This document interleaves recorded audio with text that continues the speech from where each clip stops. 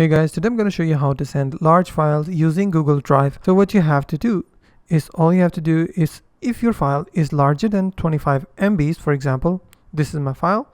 As you can see, it's 120 megabytes.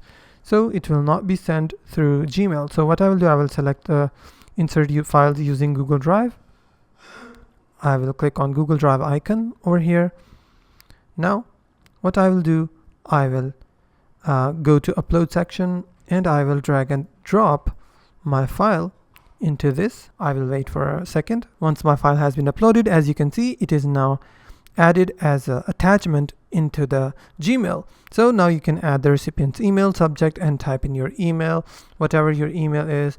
So after that, you just have to click on send, and that's how. There are no limits and you can send large files using Google Drive on Gmail. So if you find this video helpful, please hit the like button and don't forget to subscribe.